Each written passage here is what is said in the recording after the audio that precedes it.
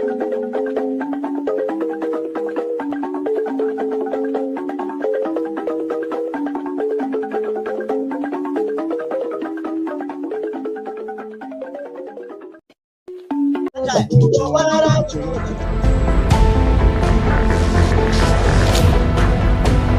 want you to understand that forget whatever that is going on social media. Forget whatever that the Nigeria terrorist states are saying on social media and behaving on their National Assembly.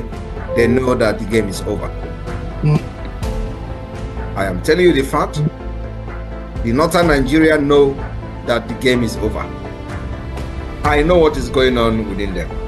The presidency of Nigeria know that the game is over. The Senate President Akpabio knows that the game is over. The only people that do not know, or maybe they are just skeptical, are the gullible one Nigerians who are believing in the Nigeria terrorist army that they have the capability to eliminate Biafrans, not knowing that I actually lost the war already before even the war started. Only one, under his leadership, His Excellency Simon Ekpa. Anybody that is confusing anyone or telling you there is another, no, there is nothing. There's just one, recognized by His Excellency Simon Ekpa.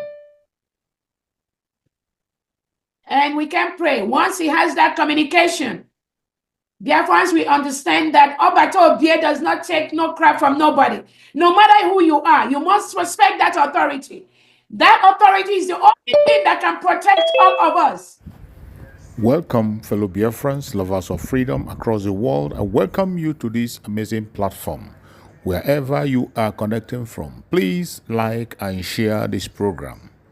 Share to all platforms, share to family and friends, share to everyone that you can be able to reach.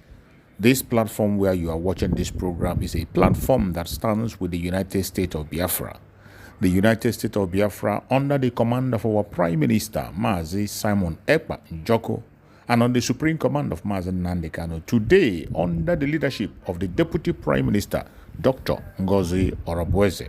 Wherever you are watching us from, I urge you to share this program so that others can be able to join us and hear what is going on. The atrocities of Nigeria has gotten to the level that is unimaginable. If you do not end Nigeria, Nigeria will end you. I want you to watch this program that I'm about to play from beginning to end. You are going to see a first-hand experience of what the poor people are facing in the zoological republic called Nigeria, in the hand of the politicians and those who call themselves the leaders of the zoo. Nigeria has to be destroyed and ended before it ends humanity. I want you to pay close attention to this very video that is about to play so that you can see the experience of the poor masses in Nigeria. Unbelievable. Unbelievable. Let's watch and hear what happened. Help him in the research of a book he's trying to write. I had that, it was published in the Sun newspaper. This same go on. You can imagine. He praised Ojukwu to high heaven. No? Now, this same go on. The 3 arms he promised the Igbos, the Southeasterners, did he implement them? No. This same go on.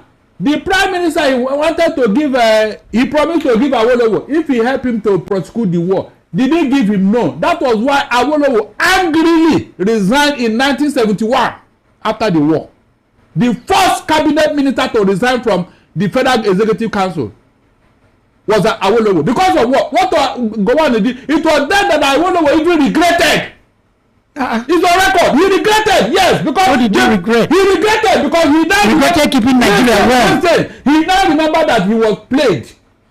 That they used him against the Igbos. He regretted it. Because he said that if Ojukwu should succeed, that he will organize his people in the Southwest here to form the, what's it called, Oduduwa Republic. That's not what he said. Well, please let me hear. What is going on now? What is somebody both fighting for today? Even though Gowon in his plot now, is he a happy man? The same people he fought for, I don't know the one killing him now. But Ojukwu saw it ahead, nobody saw it. Except Ojukwu. No, tell me. What do you think is because we need to get reaction. What is going on in the plot now at Benue? Okay. Is it Gowon now regret? Even Dan Juma, who removed the appellate of Aguiyi Ironsi, are they not regretting it now? Because the same people they fought for and kill the Igbo. They are the one now massacring them. Why is God not talking? Why is he not talking? Why is God not talking? In his own town. Danjuma betrayed Irunsi, but can there be a coup without betrayal? Who didn't Zog betray? Who didn't Zog betray his own coup? Listen. People must betray somebody. No. Joseph Gaba betrayed Gowon in his own coup. There must be betrayal. So the thing is that Zogu was a patriot. For that man to have taken up against his own father, he was a patriot. That is not historical fact. That's what you're talking about. But then the thing is, what I want to say is that our mindset must change. Igbo man needs to heal, and the Igbo man can never heal as long as he is trapped in this victimhood mentality, this persecution complex. And for us to heal, we must tell ourselves the truth. Okay? Never in the history of the world, it may have been the first time, when a conqueror defeated his enemy, instead of lording it over him ruthlessly and trying to extract his own pound of flesh, reached out to say there is no victor and there is no victor and there is no vanquished. Without the Igbos, hold on. He asked me without the Igbos, the economy of Nigeria will not be where it is today. You cannot just generally say that. Every ethnic group is contributing economically to the country's economy at this point in time, isn't it? Everybody is contributing to the economy of Nigeria and to the bad of Nigeria. Exactly. Very well. Everybody is given a talent. Yes. In this world. Is that not true? Yes. Our own talent is to manage resources. Yes. So why are you not doubting me? Yoruba talent is to do what? I don't know. Hausa talent is to do what? You can see what they are doing. What are they doing? You can see what they are doing. They seize the political power. Exclusive grip on political power. When Buhari went to Owerri, he said that he heard that the Igbos want to leave Nigeria. That he was wondering how somebody who is in charge of the economy of your country will want to leave that country. He said it. What's his name? This other Shetima. He went to Enugu and Aba. He said that Nigeria can never grow without the growth of the Igbos. Undoubtedly. So why are you doubting me now? Why are you doubting me? Barrister, that nobody is doubting. So why are you saying? They are just saying that everyone is contributing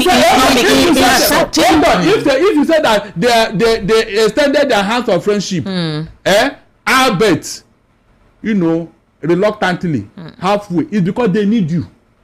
Esther, they need That's why they fought us to bring us back. We knew they need us, and we knew they will fight us, and we were not prepared. Let me tell you one single thing that happened. Okay. After the war, they closed down chemical engineering department at UNN because of what the Biafran provide evidence. There's so much rumors. Can you imagine? There's so much rumors. So until you back it up with some facts.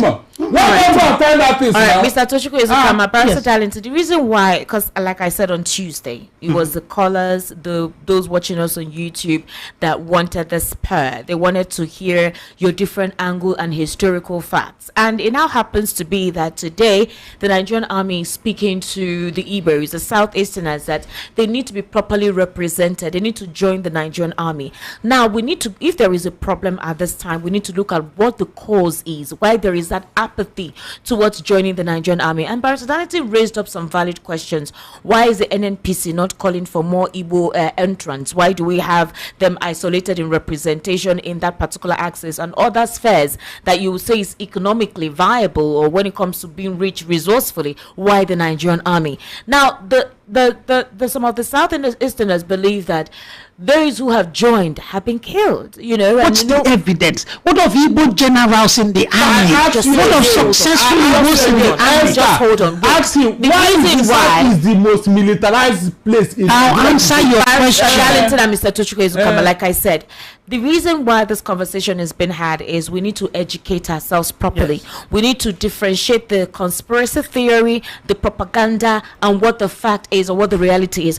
Because the propaganda, a lot of persons have grown up with it. Yes. From every faction. Mm-hmm. And like you said, it's affecting a lot of persons now. Yes. It's affecting the unity of the country. It's affecting the fabric of the nation. Still now, you have a lot of people who believe in the Biafran dream because they think that the Nigerian government will no longer have the Igbos be part of a country that will help them forge ahead and grow. And because of that, there are persons who have utilized that dream to their own personal and selfish advantage. I don't know if you understand what I'm saying. Yes, they've utilized that dream to their own personal and selfish advantage. So, in other words, until we collectively admit that we are together here and work together, that we can benefit in the resources of this country, isn't it? So the question now from you, Mr. Tochukwu Izukamara, is that they need to change their mindset. That's where it begins. We have and that's where it says. Esther, we have changed it. That's why we came back. You didn't come back. You were forced back. You were defeated. No, Let me tell you, Obasanjo, you were defeated. He asked me. She asked me a question. Okay. Obasanjo had sent soldiers into a place called Odi. They killed about 300 persons, burned down the village. Were those people Igbos? No, they were not. The people of Sharia, Zaire, a Muslim movement had issue with Burute. They went back, Nigerian soldiers killed about 400, some said 1,000 individuals there, burned down houses. Were they Igbos? The answer is no. So Nigerian soldiers are trigger happy. They are brutal. They are vicious. If you offend them, they overreact. They overdo it. Be you Hausa, be you Yoruba, be you Ijo, be you Igbo. So we let our young men make trouble in the name of Biafra. And then when they come after us, like they have always come after other people that make trouble, we call it marginalization, genocide, hatred. We should tell our young men and these Biafran vulgar upstarts, stop, make peace, respect the law. They keep going around and causing trouble. And when the consequences come, you blame the federal. I am an Igbo man to the core, and I will die for Igbo man. I will not run away like let me ask you. Since even Nigeria was contract, because the contraption. Since Nigeria came into being in 1914, can you mention any time, anywhere, there was rioting in the southeast and the Igbos were killing themselves and killing non-indigenous in the southeast? For other anything at all, either religious or whatever. But you can count how many times it has happened in the north and the Igbos were the one bearing the brunt. You can count how many times it happened in the southwest here when OPC was reigning. How many times did the Igbos react or retaliate in the killings that have been going on against them all over Nigeria? Please, can you tell me? I can answer your question. Tell me. Since 1999 to now, there's been more than 10 clashes between the Yorubas and the Hausas in the southwest. I'm coming. Okay. Economic clashes. Similarly, when you have two ethnic groups coexisting, there will be clashes. They can be tribal, they can be economic, they can be religious. So the Igbos had been killed in the north periodically. In 1953, there was a clash, political clash, between Southerners and Northerners. But since the Igbos were the predominant Southerners in the north, 24 Southerners were killed, mostly Igbos, and 16 Northerners were killed. Was that a pogrom? That was a clash. So in a country like Nigeria with so much poverty, ignorance, there will be periodic clashes like that. But the Igbos must stop believing that everything done in this world is out of hatred for them. No, hold on. I am coming. We need to get reaction. You were here. Ordinary election. You saw what happened in Lagos here. That was political, not tribal. Why didn't we react in the southeast since we are the troublemaker? How many Yorubas are in the southeast? How many Yorubas are in the southeast? We have millions of Igbos in the there's no Yoruba man in the I didn't say there's no Yoruba. We should have taken it out. But different ethnic groups have different cultural skills and different values. Those who you saw in Onitsha, Abia and that are Yorubas and Hausa, we should have taken it out on them now. If we are that violent. Since you claim that man is not violent. Oh, you know now, I'm asking you. No, you know. Why are you blaming them for what is going on? No ethnic group of Nigeria is totally governed by love, and none is totally governed by hate. There is good and bad in everyone. I said Igbos have their good aspects and have bad aspects. Igbos are like the Yorubas and Hausas, the Igbos have contributed to the problems of Nigeria. In many, many ways. The Yorubas have contributed, the Hausas have contributed, in what way? the Igbos have contributed. Mention that I'm interested in that of Igbo. Tell me what they did wrong. That they are going about their businesses in peace. The Igbo can never go any place and dominate it and say, I am the owner of this place. Igbos dominate. In what way? Yeah, tell me where that before the war. Oh my God! When the British were still in power, the Igbos said, we will not only dominate Nigeria, we will also lead Africa. Are you serious? We were being in our triumphalism. We became. Igbo man is arrogant. Where is the book? Where the Daddy Onyama said it. Zeke said it. Zeke said the gods of the Igbos, the gods of the Igbos said to take reaction right now.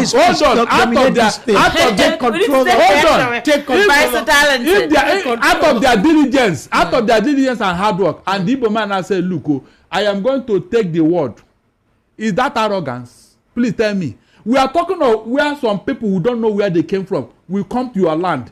Take your land, take your ancestral home, take your village, rename it and call it their own. That is terrible and should be stopped. Really? It should be stopped. But other people are trying to deal with the matter in the context of one Nigeria. Only the Igbos are the ones looking for their solution. The Abiola won an election.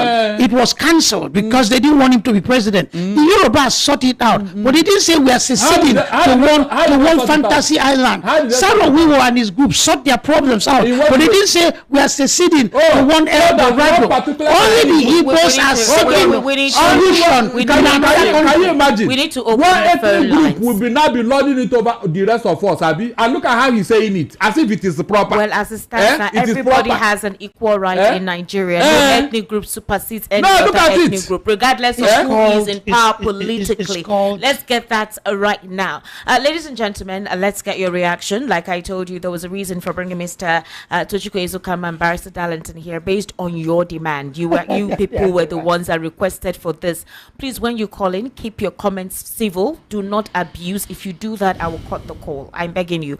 Also, let your contribution on the conversation we have had come from an intellectual angle and not from somewhere sentimental, please. So you can counter any of the analysts with your own verifiable facts and with your own historical knowledge. All right? The number to call is 080-3692-9933. 080-3692-9933, and the WhatsApp number is 0817-1756-338. Hello, good evening. Thank you for joining us. What's your name? Hello? Hello, can you speak? What is your name? All right, 080-3692-9933. Hello, good evening. How are you? Turn down the volume of your radio. Good evening. Yes, good evening, sir. What's your name, please? My name is Matthew. Matthew, what's your location, Matthew? I'm calling from Mission. All right, Matthew, please go ahead. Honestly, I must confess, I love the other, what's his name, the other Jeff. I like what you were saying. You say nothing but a fact. Which one, Barrister Darlington or Mr. Tochukwu? You said the other guest. I think I'm still much younger. But the way you were saying it, at least you should not be biased. I like what you were saying. You just be straightforward. That's being a good Nigerian. We shouldn't be showing all these things, showing tribalism. This one I'm from, Igbo I'm from. This. We should stop all this. All right. We should stop it. All right. Thank you very much. Mostly, at this crucial moment, Nigeria is in a bad state now. We should just make peace so that we live one as brother. Exactly. Exactly. Thank you very much. First of all, we all need to heal. This conversation is needed so we can move forward. Because if you go to social media right now, it's terrible. We need to have a common voice if we need to be properly represented in this country. 080-3692-9933. Hello, good evening. How are you? Hello, good evening, Esther. How are you, sir? What's your name? I'm good evening to Barrister Darlington. Yes, good evening, sir. What's your name? My name is Chike. I'm calling from Apapa. All right, Chike, please go ahead. You see, the other guest is almost like a contradiction to the history of Biafra that we read, and also to the confession, the book that Babangida wrote, because he's almost saying that the the one they call Igbo Q, go and say, Babangida said that he's not an Igbo Q, that he's almost saying that Babangida is lying. Exactly. So I am surprised. I don't know where he's getting all this kind of information from. But I want to tell him that other tribes hate the Igbos. The only reason well known to them. In Southwest here, during the last election, somebody were telling the Igbos, that this is the last time the Igbos will vote here in Lagos. I'm telling you. And the traditional rulers ordered their youth to stop the Igbos from voting. So how did that one relate to Biafra being the problem? I of wonder, thank you, my brother. The way Fulani people are killing our people in the southeast. How many Igbo men have traveled to the north and killed somebody there? I wonder. I don't understand. Coming to the reason why the Igbo youth are not joining the army, I don't think it's a good idea for any. In fact, that 200, I don't know where they got that one, but those ones, they think that they don't, maybe they are orphans, they don't have family. If they have family, they would advise them, what are you going there to do? You can see. Because they will move people from the north, the army from the north, on the down social to media, to southeast to come and stop the southeastern media. Why they move they try to be the Igbo youth who joins army to go and face the Boko Haram in the bush and be getting themselves killed there. Of the United States of Biafra. So I don't think it's a good idea for any reasonable Igbo guy to join army at this point. You're discouraging, and the Nigerian army and Chukma Soludo, the Anambra State governor, is advising to encourage the youth to join the army. Are you supposed to discourage? 08036929933. That's the number. 08036929933. Hello, good evening. How are you? Hello, good evening. How are you? I'm buying pure Hello, water. good evening. You're buying pure water. Hello. Hello, good evening. Is that how much they're selling it now? Buying pure water. Hello, good evening. How are you? Buyer, talk, you are We can hear you. Go ahead. Pure water buyer. Hello? I don't think the pure water will allow you. Hello? We can hear you, sir. Go ahead. Hey, the pure water is blocking his mouth. Hello? Oh, God. I'm so sorry. I don't know why you can't hear us. I think it's the network. I'm so sorry about that. That caller is calling on WhatsApp. Hello, good evening. How are you? Good evening. Good evening. How are you? Hello, good evening. Yes, good evening. What is your name? Please go ahead. This is Mr. Donatus from Mafu Local Shoot. All right, Mr. Donatus. Go ahead, please. Barrister Darlington. Wow. I greet you, sir. Well done. Then, what I want to say is that the man that you are speaking with is like a PC man. Yeah? Just because he's airing his opinion now, yes, you're aligning with the political party. Look at what is happening in the East. Our own brother, who Pozodema, brought people into his state and started killing his brothers. And now you are telling them to come out to join Nigerian army. How is it possible? We don't have guys in the village again. Nobody's in our place again. From 18 years now, before you any child you see in the village now, maybe from 12 years down. From 17, 18, 20 years, you will not see anyone in the village again because everybody is afraid. Because they are killing them for nothing, just as they are killing fowl. And nobody is saying something about it. So this man now, what he's saying now, I don't think, maybe it's an APC man, let me just put it like that. Do you have any political affiliation, Mr. Tochukwu Ezokama? Not now. At the point I did, I was a Labour man before the presidential election. Okay. You mean as of today, you don't have any political I'm just too distraught, so sad.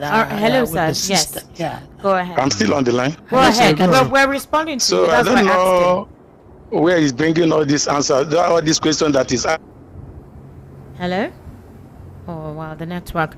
08036929933. Hello, good evening. How are you?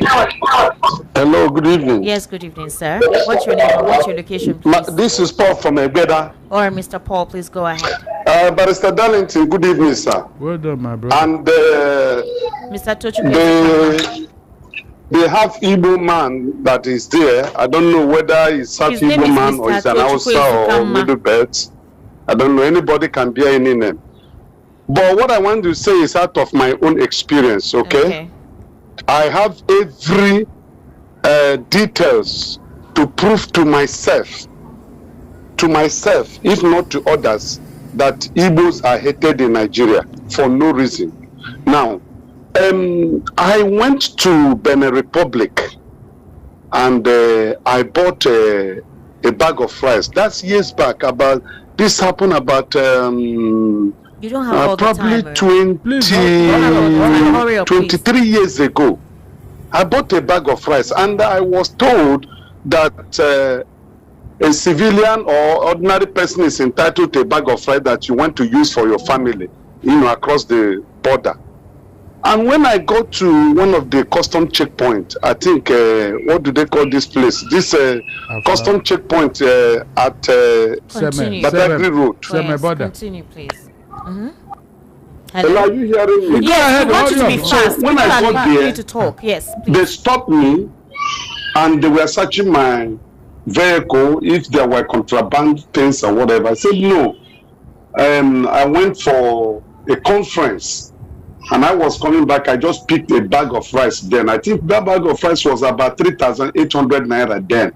Just one bag, there was nothing else.